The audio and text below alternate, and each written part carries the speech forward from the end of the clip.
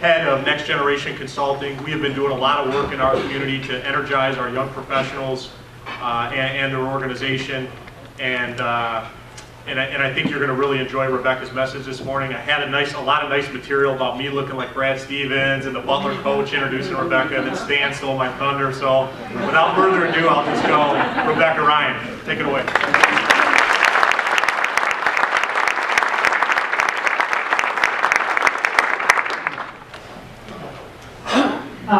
There's the mic. How are you today? Great. Are you guys able to see the screen okay? Perfect. Yeah, that's my confidence monitor. So if you can't see one of these, just look at the one back there. This is the first time I'm doing this presentation. And I'm so thrilled to be here because when I drove over from Madison, I passed over Highway 45. And I was raised in West Bend, just north on 45, like what would that be, 6 hours from here? I'm just kidding, it's just because it's 45. But so it's great to be here.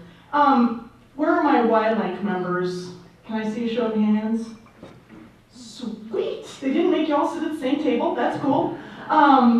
Thank you for belonging to Y-Link and thank you for helping to bring me here. I know that you guys played an important role in that, and thank you, Todd and KABA. I know that this image is not very appetizing, so I'm going to apologize in advance. But this is just an agricultural reality here in Wisconsin. A short time ago, I was doing a presentation at a conference, and I showed this image, and I said, "What do you see?" And there was an older gentleman who was sitting in the back, and he said, "Well, that's a cow pie." And in fact it is, if you haven't recognized it, that's what it is. So that's a cow pie. And then a younger woman who was sitting a little bit more towards the center of the audience, she said, "Well, I think that is fertilizer. I see that as fertilizer." And for those of us who've got our hands in the garden already this spring, how many of you are gardeners? Okay, we can use this as fertilizer. And then there was a kid who I know for a fact had taken the day off of classes from Edgewood College, who's sitting right up here. And he said, "I see that as electricity." It was so interesting because it's the same image, but three completely different perspectives about what that represents. And I love that notion because as we are coming through this horrendous downturn in the economy, we have a choice about how we want to perceive it. Do we want to perceive it as a big old pile of stink? Do we want to perceive it as fertilizer? I know for a fact that many of you are running better businesses today because you went through this economic downturn. Put your hand in the air if you feel like, you know what, we are running a leaner, smarter, better business today. We are, right?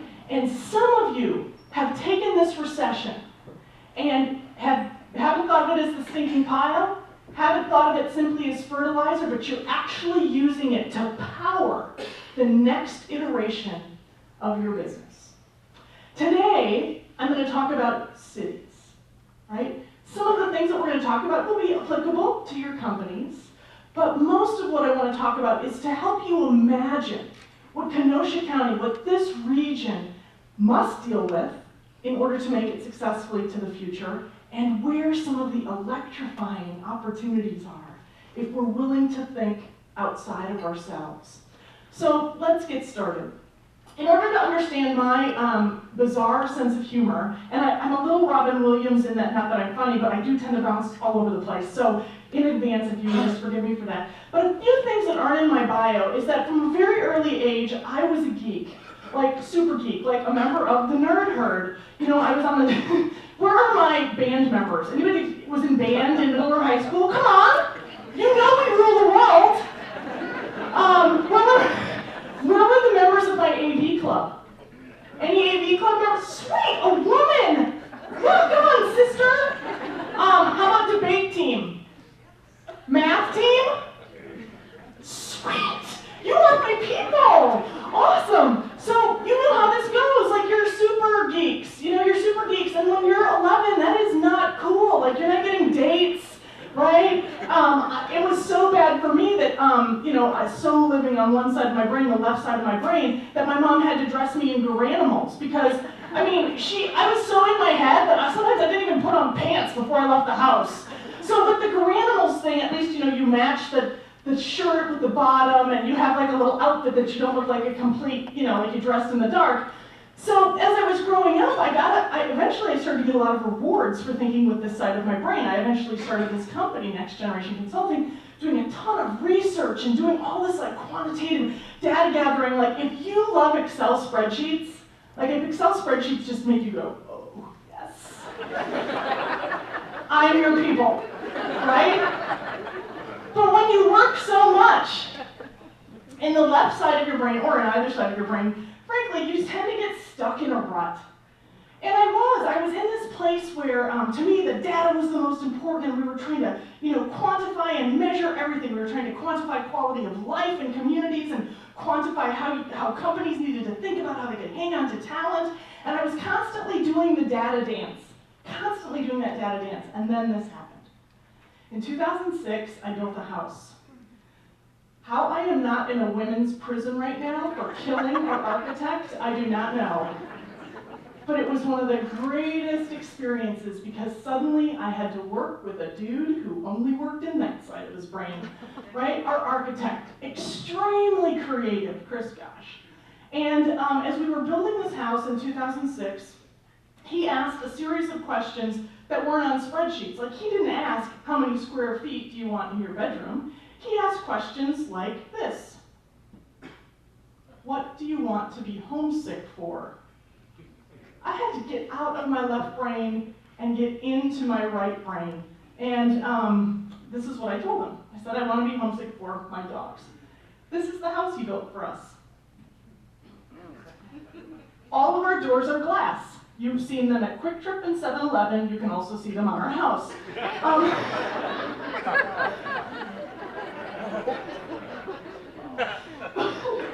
But the reason that Chris built them is because, as you can see, this is in the green circle here. That's my 13-year-old black lab Zach.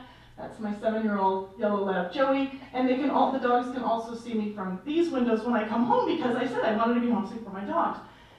This experience of working with Chris so stretched my mind that I started to think that maybe I needed to position my business differently. Maybe I needed to not just appeal to the heads of my audiences, but I needed to appeal to their hearts as well. So I started to think about human-centered design, right? We can measure economic development in a lot of different ways. How many jobs are retained, what are the tax incentives, how many dollars of new projects are going up. But how can we start to think about cities, think about places, think about Kenosha County in a way that's really creative, right? And sort of magical and maybe even sexy, right? Something that would appeal to our right brain as well. So what I want to share with you today are some ideas on how to invent or reinvent a region that is statistically awesome, for those of you who love Excel spreadsheets, right? But that is also completely delicious. How many of you own an iPhone? Or an iPad? Or an anything? Okay. You know how that design of how it sits in your hand, I mean, maybe it's just me, but I almost want to lick it. It's like, oh, this is so incredible how it sits in your hand. Right? Now, think about that experience, but for a region, right? I mean, how can we design places that people get homesick for? You know, places where the throwaway line isn't, yeah, I was raised in this city, it's a great place to be from, right? But that we invent and reinvest in a region that people get homesick for. Not only does it work well, but people love it. People love it. How do we do that? Every region has 3 kinds of people. And this is, anyway, just proceed, Rebecca. In my head, just homegrowns, people who have lived here forever, right? Maybe you went through school at the Kenosha Unified School District and you've been here for forever, right? You're homegrown. The second kind of person is a boomerang. Someone who grew up here, went to school here, but then left. And When I say leave, I don't mean you went to Milwaukee, right? Chicago, I'll count, right? But Milwaukee doesn't count. You left, but then you boomeranged back. That's a boomeranger, right? And the third kind of person who lives in a community is a transplant. Somebody who maybe didn't even know where Kenosha was, but you came here for love or money. Usually those are the two reasons, right? So in the audience today, how many of you fall into the first bucket, the homegrowns? This is your high school mafia right here. Okay, awesome. Thank you. How many of you consider yourselves boomerangers? You grew up here, left, and came back. Wow, you are a small group. You need maybe a support group. A boomerang, a Kenosha boomeranger support group. How many of you are transplants then? You, hell's bells, people. Oh my, let me tell you right now. I mean, if you were all of Kenosha County, I would be pushing all of my chips into the center of the table if I could bet on this county. And the reason why is because transplants tend to find things to love in a community, right? And tend to be some of the best ambassadors for the community. What sometimes happens with the homegrowns, obviously not the ones who are here, you obviously love Kenosha, but sometimes what happens with the homegrowns is they get that like long mouth, you know, and when people say, where are you from? They say where they're from, and then they look at their shoes, you know, and they will say things like, this is such a crap hole, nothing ever happens here. You know, you probably don't have any of these people in your community, but you know, these are the kind of people you just want to say, why didn't you leave? You know, if you were this unhappy, perhaps you should have left. The boomerangers are really, can be very valuable assets to the community because they did go somewhere else and they came back, right? So they can be really powerful voices of change. And the transplants, like I said, right? They're here for a reason, and they tend to be awesome ambassadors. So as we think about the future of this region, I hope that you can all, homegrowns, boomerangers, transplants, think about how you can continue to build something that you can all be really proud of. Okay? So today's topic, Cities 3.0. I want to talk a little bit about what's always made cities and regions work. I want to talk some about the present reality, and then I want to share with you some trends that we're going to have to start to address if we want to be the kind of region that our kids and grandkids can move back to. So here we go. One of the oldest cities in the world. Does anybody recognize it?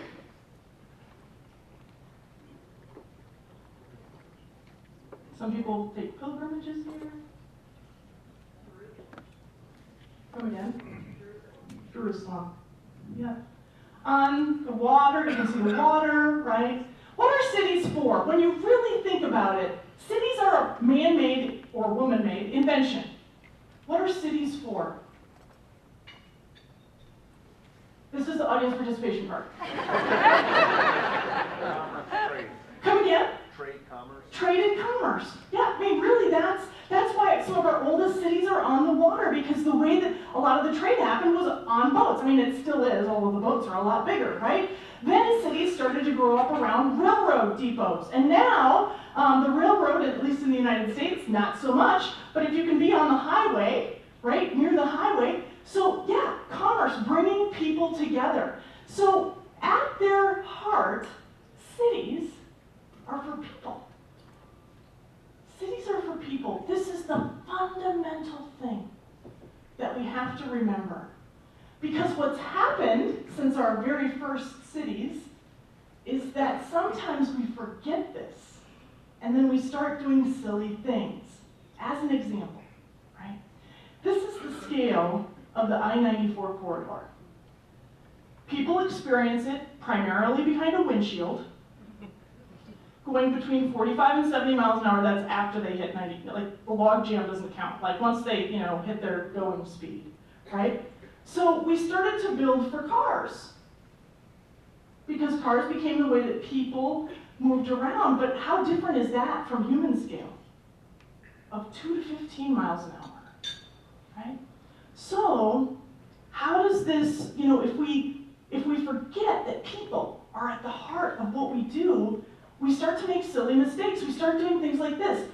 I remember when I was first starting to work in economic development, and this was about 11 years ago, and I was getting a windshield tour of somebody's community.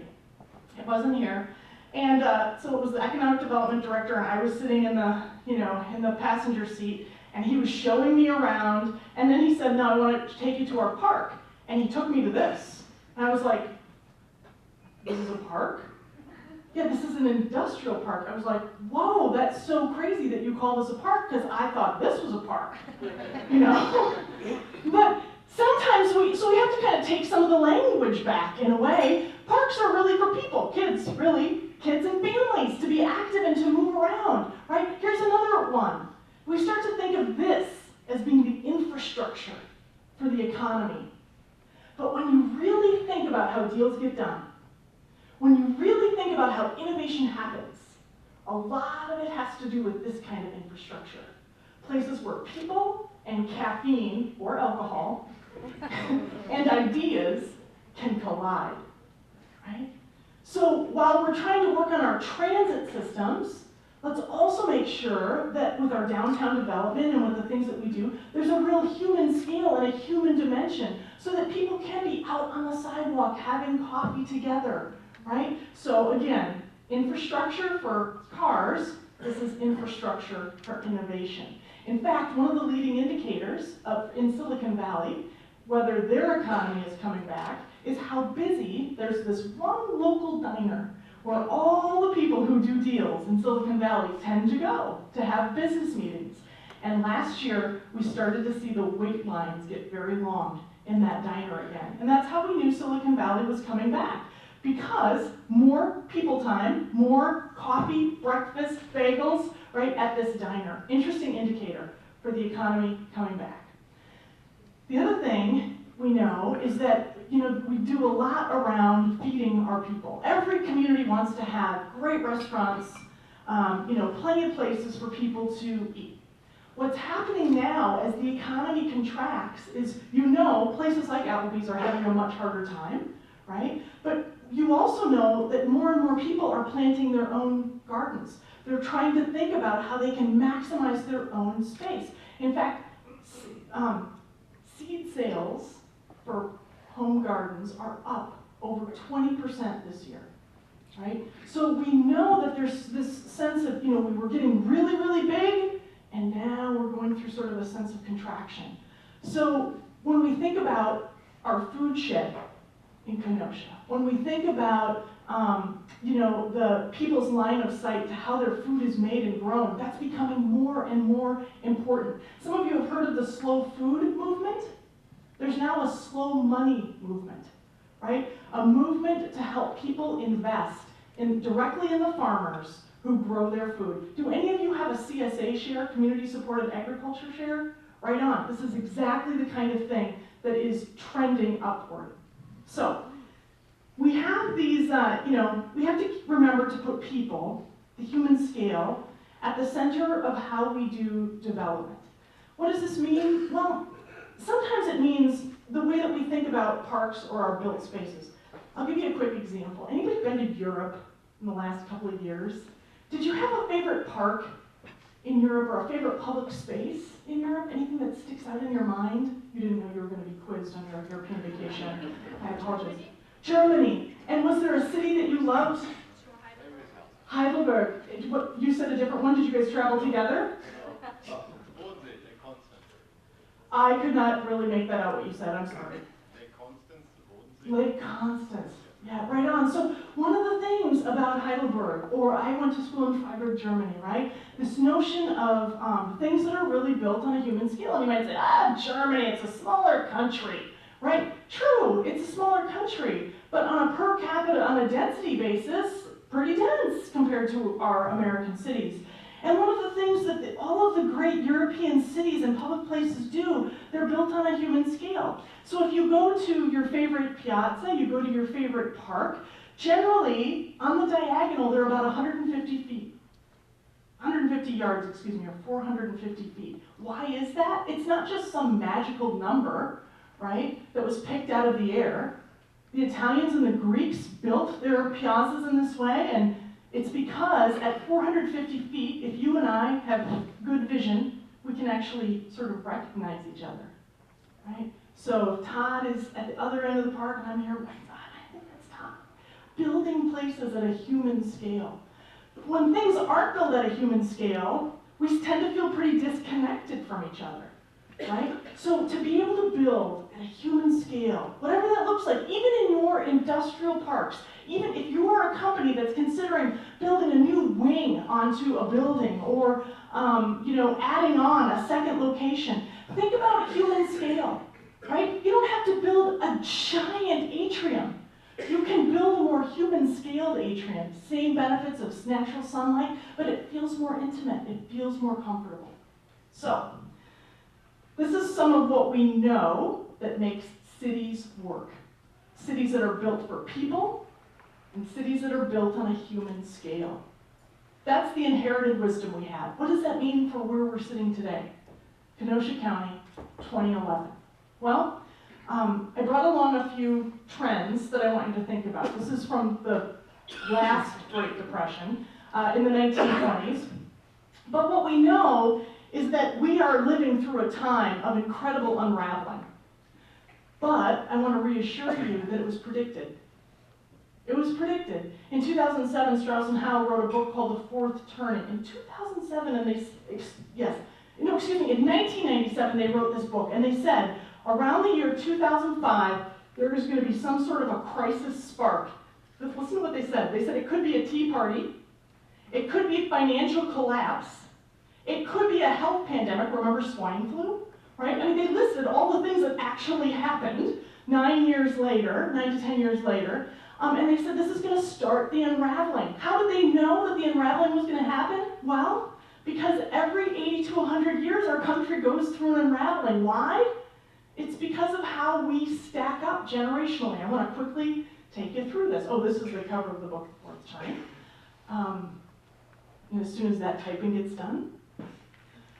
There are 4 turnings, or you could think of them as seasons, right? So spring in America, when everything felt fresh and we felt gay and we were happy, which era was that? 40s, right? Post-war, right? And the folks who were coming of age during that time felt that anything was possible, right? The middle class was just growing gangbusters. What an amazing thing to be born during that time. When the dream became, do you remember the dream? What in every pot? And then? And a car in every garage. Boy, did we jackpot that, right? We're eating chicken and steak more than we've ever eaten before in our lives, and we've got 2, sometimes 3, depending on how many children you have, 4 cars in our garage, right? We nailed it. So spring in America was happening in the 40s, and then here comes summer, the awakening, right? What happens during summer? We even called it the summer of love, right?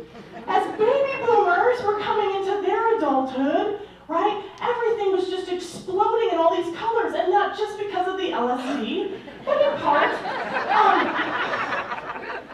Right? So we went from spring to summer, when things seemed to be in full bloom. Summer was very scary for many people. My parents, in their 80s, summer was very scary because it looked like we were abandoning all of our traditional values, right? Because they came of age during a different time. But for those who were coming of age during this time, everything felt full of possibility. And then we entered fall. For the first time, our young people were being taught in schools not to trust strangers. Stranger danger. This is the environment that Generation Xers grew up in, right? Kind of a turning inward. And parents started to get very protective of their children because their kids, or kids about their age, were showing up as missing children on milk cartons. Remember Adam Walsh, right? One of the most famous missing children. This was fall in America. And now we've hit wintering, right? This 4th turning, this notion of crisis. The idea that the institutions that got us to this place might not be working so well for future generations. I give you one example, right? I can get a mortgage online. I can apply for a mortgage online. but I have to vote in person on a Tuesday in November, right? So the idea that we've got all this technology that has made amazing things happen. When I went to the doctor the last time, they said, would you put your hand on this thing so we can link your medical record to your handprint? And I was like, no, is this the born supremacy? Did I just walk into something here? You know, what's going on? But the fact that we can do this with medical records, but some of our other institutions just haven't been able to keep up. So what we've hit is this crisis period, where the things that have always worked just may not work as well for our next generation. So today's children are not just growing up in a place where they should be fearful of stranger danger. Now they walk through metal detectors, right, to get into their schools. So we all have a sense that something's amiss, right? That things that have worked for a long time just aren't working as well, and it's natural. The choices that we make during this crisis period will determine the success of this region. And to oversimplify grossly, the decision is this: will you navigate through this with me mind, which what is good for me and what is good for my people, my family, or will you navigate through with we mind? That together we are in this together. That is the key question that will determine whether your future is going to be better for more people or whether we're going to take a giant slide back. Me mind versus we mind. The second reality that we've got to look at is the fact that America is becoming more gray for Caucasians and more brown for the next generation, the graying and the browning of America. I think some of the best ways to think about this are really to think back to the McCain and Obama presidential elections. And I don't bring this up to be political because I'm nonpartisan, I'm a registered independent, but I think what happened really shows where America is at, right? So you've got these McCain rallies, which had mostly older, mostly white people, and then you have the Obama rallies, which looked a lot younger and a lot more brown, right? Already, non-whites are accounting for the majority of the population growth in this country. America will be fundamentally different in 2020, right? Fundamentally different. I just wrote an article for Madison magazine that came out in this month's edition, and I said, if you're thinking about who your future workforce is or who your future customer is, they are probably not white, right, in America. The biggest growth is going to be in the browning of America. So that's going to require us to think differently than we have in the past. In Wisconsin, I brought this statistic along. I'll read this one for you. The growth in 65 and over by 2035, 111%. The growth in our 65 to 84-year-old population, 108%. The growth in 85 and over, this is largely because people like my mom are living longer, 132%. But wait, people 100 years and older, 477% growth. At the same time, Y-Link members shrinking 0.7%. Right? So Wisconsin is getting older. Wisconsin is a state that's getting older. Thank goodness you're at the front door of Wisconsin, close enough to Chicago, right? Because Chicago has completely different trends. The third reality is this notion of urbanization. More and more people moving to bigger and bigger cities. Here's the global map of this. The cities that are getting bigger and bigger. So Tokyo in 1950 had 6.2 million people. By 2015, it will have 28.7 million people. Los Angeles, similar growth. China, we're growing million person cities, you know, month after month. What's awesome for you guys, right here, front door to Wisconsin, is that you will benefit from this.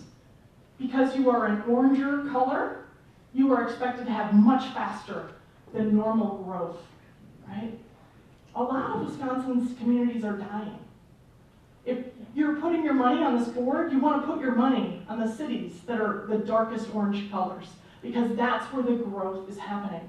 right? You're one of maybe 15 counties in the entire state that's growing. You can take advantage of this amazing trend of urbanization. However, it comes with a challenge, and you know it well, the commuting crisis. Dr. Robert Putnam is the dude who wrote that book, Bowling Alone, a few years ago. I don't know if you remember it, but he said that, especially here where we love Laverne and Shirley and Happy Days and all that stuff, but he said participation in bowling leagues is going way down. And this is a problem because it shows that we're unraveling. We're socially unraveling because we don't bowl together anymore. I was on a panel with him, and he looked so Harvard. He had like the beard and the tweed jacket with the, you know, whatever. And, you know, I was raised by blue-collar people in West Bend. And I just said to him, I think you're missing a few key trends here, dude. And one of them is these YP groups that are popping up like freckles on a redhead all over the country. Because he was looking at things like Rotary and Kiwanis and then moose and elk and lion. Like, did you have to be a large animal to get named for a civic club? I don't know, but anyway, so, you know, he was looking at participation in Rotary and Elks and Lions clubs, and I was looking at what's happening with the young professionals movement, but it wasn't even on his radar screen, right? So we had a nice little exchange. I thought it was nice. But then he laid me low with a statistic that blew my mind. He said for every 10 minutes that we spend in traffic, our civic participation goes down 10%. So you think about this. We want the whole room to be able to stand to say that we're mentoring a few years from now, then we've got to make sure that we're not spending as much windshield time getting to and from work. What does this mean? Well, I think what it means, and this is where some of the opportunity is that when you're thinking about where you're going to put your next building, your next office location, one of the things you can do is do a zip code analysis of where your people live and try to figure out how to locate that office environment if in fact they have to come in, which I would argue about for many professions, but put that office environment in a place that matches, is a little closer to where they live so they're not spending as much windshield time. Commuting has been proven to be the single daily activity most injurious to happiness. You're all nodding because, by the time you flipped somebody off, before it's even 8:30, you're not in the best frame of mind, right? So how do we overcome this sort of commuting crisis, right? This is pretty incredible. This morning, I Googled commuting by car. I did a Google image search for commuting by car because I wanted to show you a fun image. You know what blew my mind? Probably 60% of the images on that first screen were bikes and bike racks. That blows my mind. So I commuting by car, and up popped all the people who commute by bike, right? That the next generation, they are saying, is there more than one way that I can get to work? If people are going to move here from Chicago, and you don't have the L, right, to get around town, they want to know, do I have to also get a car? Because yes, it might be cheaper to live in Kenosha County, but if now I have to get a $20,000 used Prius, you've actually just jacked my cost of living up some in order to be able to experience your community. So how can we think more multimodally? And here was the quote from Dr. Robert Putnam with his fancy beard and tweed jacket. The next trend that we know, this is so exciting, just last year, the data came out from CEOs for Cities, and this is why Y-Link is so important, and this is why your strategy to build a strong knowledge-based economy is so important. The research now shows that for every 1% increase in the number of residents who hold a bachelor's degree, there is a $763 per capita benefit for the community.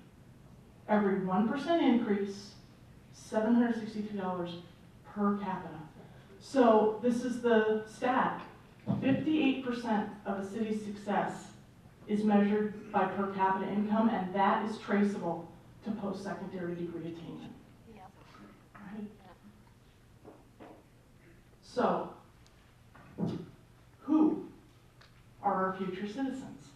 We know we have to be more multimodal in our thinking. We know that our region is going to get bigger. There will be more people and maybe more cars, right?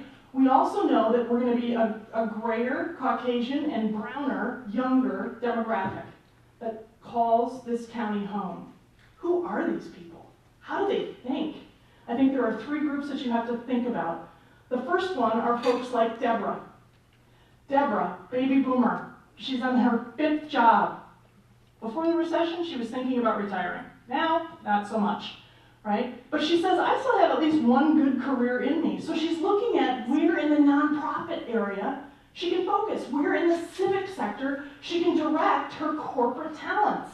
She and her husband both had been married before. They have a blended family, right? And she's only on Facebook because her kids are on Facebook. But she doesn't want to get friended, you know, she doesn't, these are my friends. She's just trying to follow what her kids are doing. Right? Now here's the thing, when you ask Deborah, well, what about retirement? She gives you one of these. Oh, heck no. She is not going to buy a Cadillac and head to Sun City. That idea of retirement is gone. When you say to Deborah, well, do you want to live somewhere different? And you know what she says? She's like, yeah, I might want to live closer to my kids. Live closer to my grandkids. I've heard baby boomers joke about relocating to where their kids are in college, like getting a condo in the same community where their kids are in college. This is how we get that helicopter parents.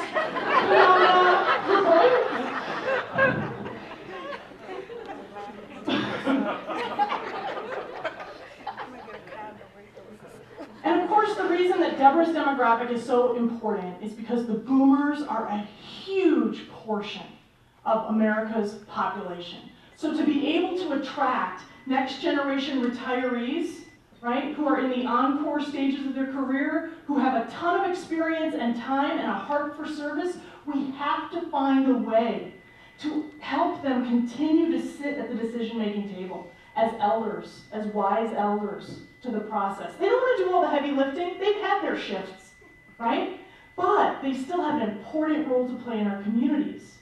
Then we've got Generation Xers, right? This next group, born between 61 and 81, for whom 30 is the new 20, right? My friend Daryl Fulmer, she used to work at Milwaukee Area Technical College. She's got 3 kids, all of them in their 30s, and they were at holiday services over Christmas. And for some reason, the minister, standing behind the podium, you know, at the lectern at the church, he pounded the lectern and he said, Moses left home at 40, and Jesus left home at 30. And Daryl, without blinking, turned down the row, her pew of kids, and she said, we are going for Jesus.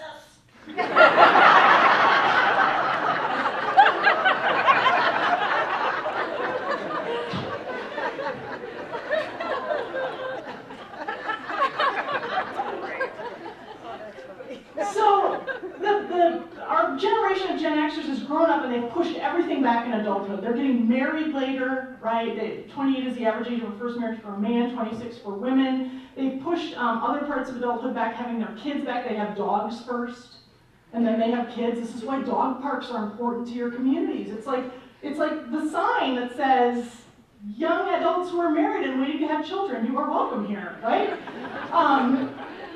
But we also know that for the next generation, they definitely want to work in a great office environment, but they also want to live in a city that has the amenities that they need. Now, you guys are so blessed because of your proximity between 2 pretty cool urban metros, right? Milwaukee's a little smaller than Chicago, and that's awesome. But that doesn't mean you're off the hook for doing the downtown stuff. Right? Who wouldn't want to experience your downtown? I mean, some people say like, oh, you know, downtown Kenosha, it needs a lot of work. And I'm like the entrepreneur who's like, you know, you give me a room full of poop and I'm going to start digging for the pony, right? Like, I know there's got to be a pony in here somewhere. You're downtown. 80% of Americans want to live on the water. That's right. And you have a gigantic body of water. It's fabulous, right? So to continue to build on that quality of life and what you have downtown, critically important. And then one of the final things I'll say about the next generation is that there's no, you know, life is lived on, like Google, you are who Google says you are.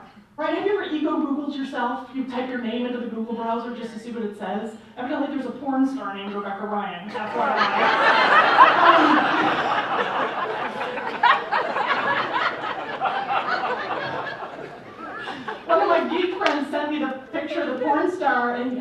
high school with him. We were on the debate club together. And he's like, he goes, wow, you look a lot different than when I was young. Indeed.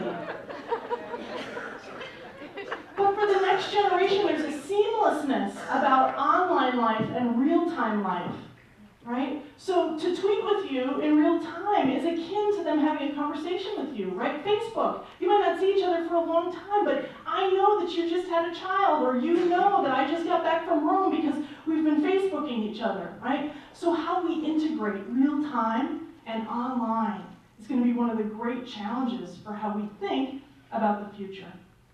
And then the final piece about, do you agree? Come on. Yeah, you have to agree with this. It's my favorite statistic. With every passing year, it is becoming more true. But again, I think it's a good example of how this, Social Security was an awesome program. When it was set up, an awesome program because our administration wanted to ensure that a generation that gave so much of themselves would never have to live in poverty. That's a beautiful promise to make. It's a beautiful promise to make when most people were also passing away at the age of 67 or 68. And now people are living to be 80. I mean, my own father, he worked for 33 years at the West Bend Company and he was retired for 22. You can't make the pension math work on that, no matter how hard you try. This is the geek side of me talking now, but it's very difficult to make that math work, right? So some of the things that were wonderful ideas in a different day and time have just sort of timed out. And we've got to think about how to reinvent them and what our values are. Now, the last thing I want to leave you with is this. Millennials. Folks in, high school and younger now, 27 and younger, they are your next generation of in-migrants to this region. And just to introduce you to their frame of mind, I brought along this video. This adorable little child is 2.5 years old. Her dad's a geek, and he is giving her an iPad for the very first time. Here we go. We have a new toy. Are you ready for a new toy? Do you like new toys? Okay, you want a new one? Okay, here it is. She recognizes a game. Yep, it's got a Super Tower on it. Does it have movies? Watch this. Oh, that's how you make the page go.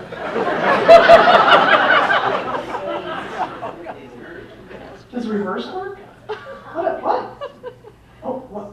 Oh, there we go. So now she's opening up a game. She's trying to open up a game. Oh, I just made it bigger. Oh, it's a drawing game, so I'm drawing.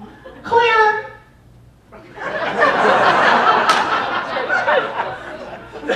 So check this out. Again, 2.5 years old. Her dad's coaching her through how to get back to the game with the cat toy. Yep, now she's typing. Do you want to go back to the dog and cat app? Click the button. The G, she asked? Oh, there we go. Thank Now you. push the cat. Push the cat, he says. We'll be all set. Watch this. Oh, no, hold on. Yeah, there you go. Now hit the cat. Touch the cat's face. There you go. Watch this.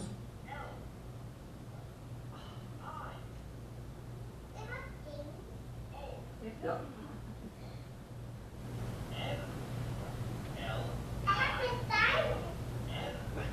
She's still lying. She's 2.5, right? Incredible.